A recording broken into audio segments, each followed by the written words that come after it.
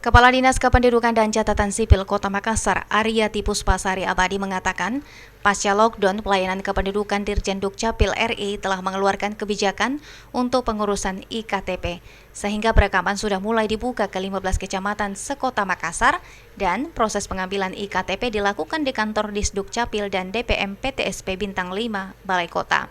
Antusias masyarakat dalam pengurusan administrasi kependudukan khususnya IKTP cukup tinggi. Berdasarkan data pasca dibuka sejak Agustus lalu, jumlah masyarakat yang telah melakukan perekaman IKTP baru sebanyak 7.350 orang dan langsung didistribusikan ke masyarakat. Oh, luar biasa. Jadi sejak bulan Agustus sebenarnya kami sudah membuka secara bertahap. Pertimbangannya adalah perkembangan kasus COVID. Jadi kami Dukcapil itu selalu berkoordinasi dengan Dinas Kesehatan dan gugus tugas untuk melihat wilayah-wilayah dengan kasus yang sudah melandai itu kita buka, dan memang kita sudah lakukan sejak Agustus secara bertahap. Dan terakhir memang pekan lalu wilayah kecamatan dengan jumlah penduduk yang kebetulan memang cukup besar itu kita sudah buka semua total, jadi 15 kecamatan sudah melakukan perekaman.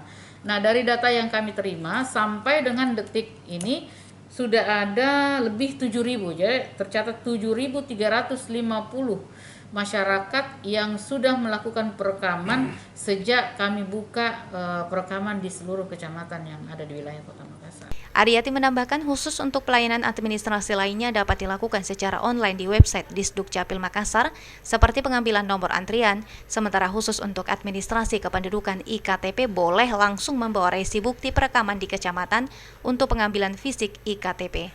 Ira, Pajar TV dan Pajar Radio melaporkan.